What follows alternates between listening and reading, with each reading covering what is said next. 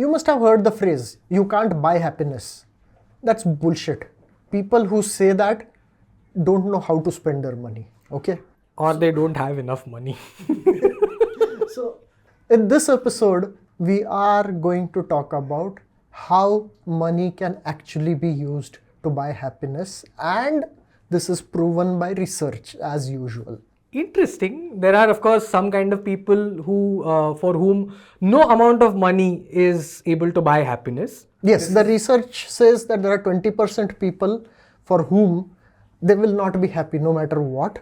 But this episode is for the remaining 80%. So are you in the 20% or 80%? You'll have to figure out, which you will by the end of this episode. But coming back to the topic, there was research that pointed out that beyond a certain amount of wealth or money, it didn't matter. Right. So yes, there was research by Daniel Kahneman saying that in the US, beyond $75,000 per year, money doesn't get you happiness. That would be roughly equivalent to saying that in India, if your income is beyond 15 lakhs, then extra money doesn't make you happy. This is not foreign exchange conversion, right? This is PPP you're talking about, purchasing power parity. Correct, yeah.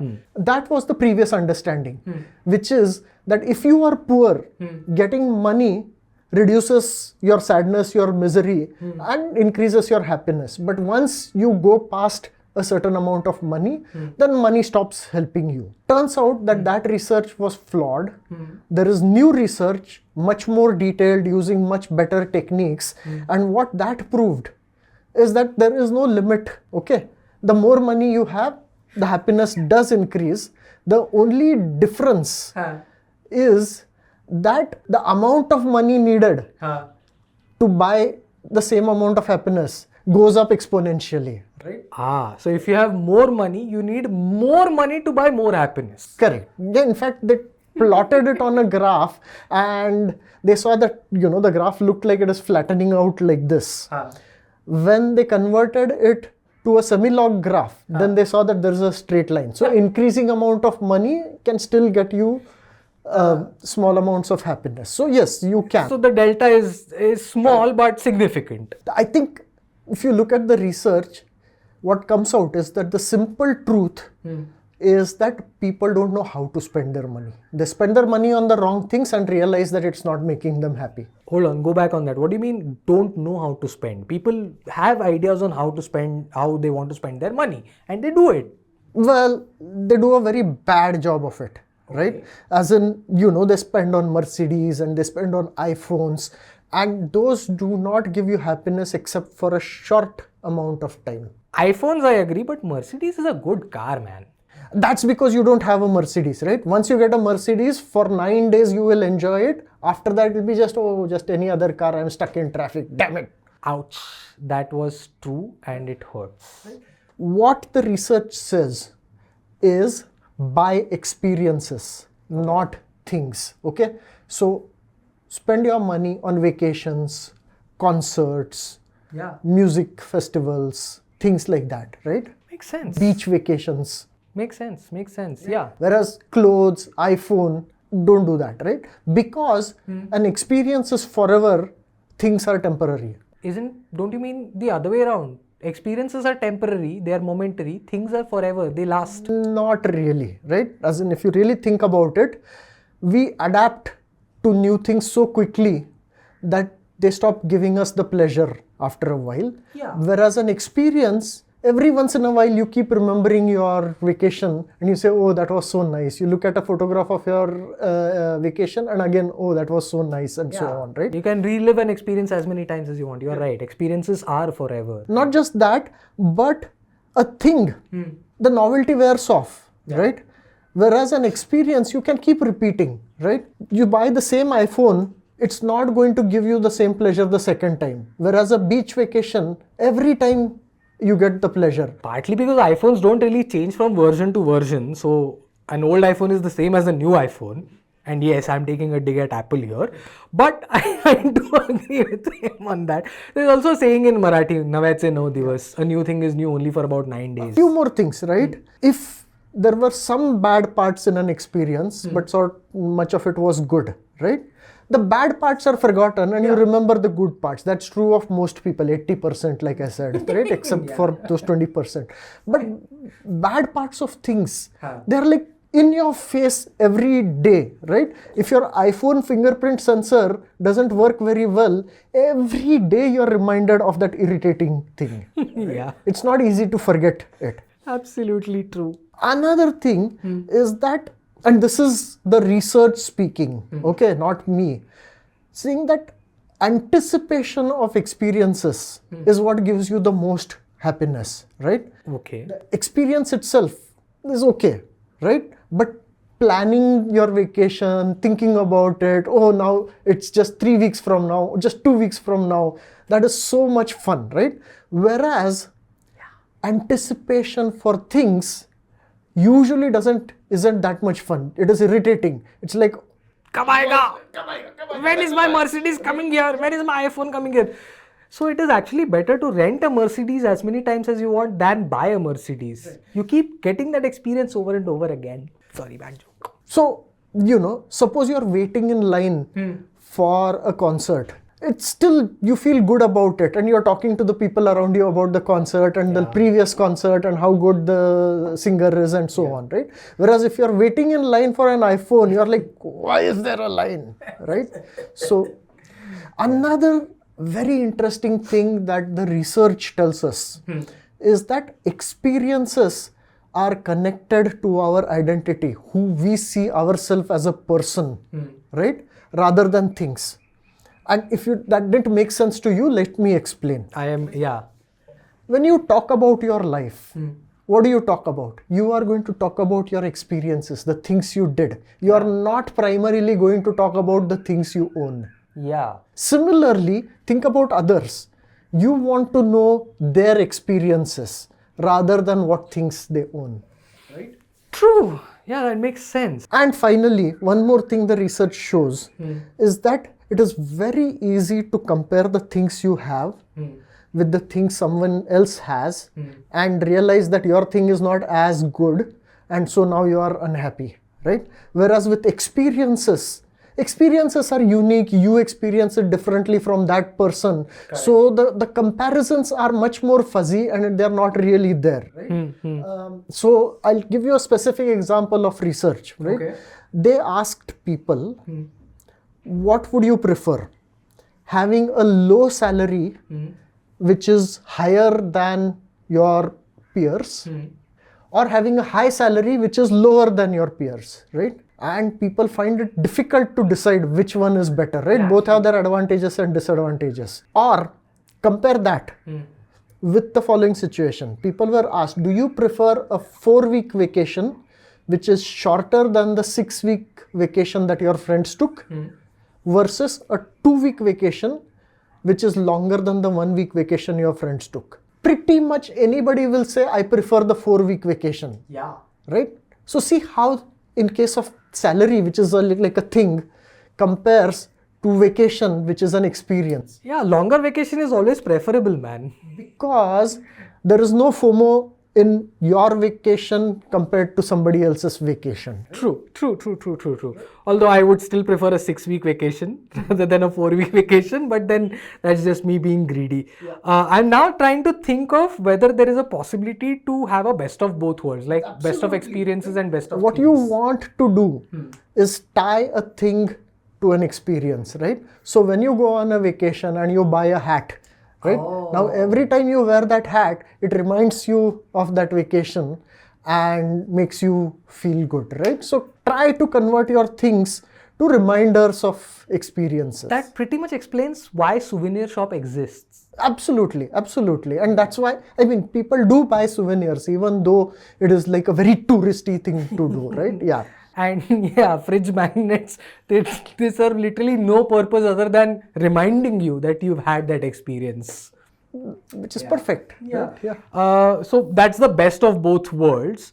So the worst of both worlds would be if your experience became sort of a thing. Absolutely. In fact, when I said that experiences cannot be compared, I'm sure some of you had started thinking of comparing experiences, and what is happening is that marketers are trying to productize experiences, right? And the intention is very simple. They do want you to compare your experience with that person's experience, feel FOMO, and then spend more money on that experiences, right? So marketers are trying to convert experiences into things that you can buy and with a specific measurement and so on. So Thingifying experiences. Wow, that's an interesting. experiences are good if you are buying them to experience them. They are bad if you are buying them to try to impress someone else, right? That's the difference. Yeah. So treat experiences as experiences, not as things. That yeah. For basically do it for the correct reason, right? All right. So what we started off with saying buying happiness. To buy happiness, we need to buy experiences, not things. Is what you're essentially coming down to. So that's not the only thing. That is one of the important big things. But there are other ways where you can buy happiness. Okay. Researchers have made a list of activities based on a lot of research they did, where the activity increases your happiness and it is easy to do. Right. There is a list, we have put it there, but I went through that list, the top items in that list, and I saw which ones of them you can actually buy. So here are some examples, right? So one is that your happiness can increase if you help others, if you are generous, right? So, and this is easier to do if you have money. If you have money, you can go around being generous, and that does increase your happiness. Right? Jeff Bezos, Elon Musk, are you listening? Well, much better is Mackenzie Bezos, right? She's like spending her money like crazy. Her money, yes. Of course. Then another is that good sleep is one of the important things you can do to reduce your unhappiness, reduce your stress. And there, what you can do is overspend on getting a good bed and good pillows, right? That can make a big difference in your sleep quality. Good bed, good pillows, and good chair, because you spend 16 hours of your life either sleeping or sitting in a chair. And if the chairs are not comfortable, you are screwing up your body. Right. Another thing you can do is enroll in an automatic savings plan, right? What happens is that slowly you are getting bunch of money put away for a raining day, and that significantly reduces your stress. You know, something bad happens, you are not stressed as to how am I going to pay for it, right? Similarly, buy good health insurance. A lot of these are important expenses, and yeah, in a sense, they are being used to buy happiness. And people don't do that, right? That not that many people who say, you know what, I should spend a lot of money on my bed. Rather, they would spend on a Mercedes, which doesn't make that much sense. Another thing you should do is spend money to reduce daily irritations. Like what? Spend money to reduce your commute. Oh yeah. Okay? So, spending money on higher rent, but you have less commute, and you will significantly improve your happiness. Again, research shows that reducing your commute by half an hour is equivalent to a 15% raise. Okay. Oh, okay. Another is spend money to outsource boring work, right? Things you hate doing. Can I outsource some of my learning and some of my weight loss to someone? Okay, bad joke, but I get what you mean. Another thing is understand the dollar value of your time, right? And whenever there is something which is stressful, irritating, just spend money to get rid of it, as long as it is not too expensive. Yeah, but that's the nub there. What counts as too expensive? Is there like We've done an entire episode on it. Check it out. We're linking it here, right? Do check out the episode on the dollar value of your time, because that has a lot of interesting ideas on how you can start thinking of the fact that time is indeed money. Another important thing to keep in mind is that a lot of people get very stressed out in trying to earn money. Okay. What they don't realize is that earning money doesn't make you happy. Spending money makes you happy. Especially when you're spending on the right kinds of experiences, not things, right? And okay, you know, there is some research showing that there is certain class of people, some people for whom Even spending money on things, spending money to impress other people increases their happiness. Conspicuous consumption increases their happiness. And sure, those people should spend money on things, right? Okay. I would call it the Delhi model of happiness. But he doesn't mean it pejoratively. He means it very genuinely in terms of the happiness you get. Think of the happiness you get. yeah, exactly. Yeah.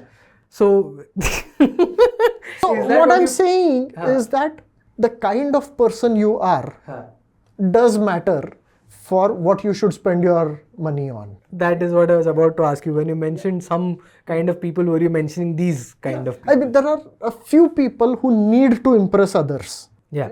And they should spend on money on things that impress others, but most people are not in that category. They should spend on experiences. In a way, you can think of these people as that is the money they're spending to get that experience for themselves. Correct. So it's not like they're spending on things, they're spending on the experience of impressing others. Exactly.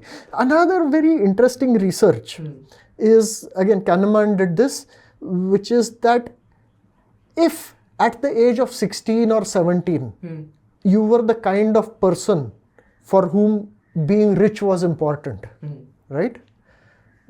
Then you do need money to be happy. Okay. That person is going to be unhappy if they don't earn enough money, if they're not rich, right? Whereas there's an entire other class of people who at that age say, you know what, being rich is not the most important thing. And those people, literally 20 years later, if you study them, you find out that they didn't care. If they made money, they're happy. If they didn't make money, their happiness is not related to money. Whereas the people for whom being rich was important at the age of 16, 20 years later, how much money they made did make a difference to whether they're happy or not. Would those be in the 20% that we talked about at the beginning of the episode? No, that 20% is different. This 20% wanted to be rich, and if they are rich, they're happy. If they're not rich, they're not happy, right? So those people, money does make them happy. So yeah. So for the 20%, nothing makes them happy. Correct, yeah. For those 20 people, I don't know what we can do to help them, but we'll figure out some way to help them for sure someday. Yeah. The point of the matter, the crux of the matter is money can indeed buy happiness. Yes, for but most people. the things to remember are is that after a certain amount of money, you need much more money to buy the same amount of happiness, right? Yeah, diminishing returns, law of diminishing returns. But if you buy experiences, that has a much higher chance of making you happy, and spend money to reduce stress and to reduce boring work and to increase your enjoyment, right? Most important, spend money to help others. That's how you buy happiness. And if you want to understand what happiness is and how to be happy, not just the money way, but how to be happy in general, we've done an entire episode on it. Go check it out.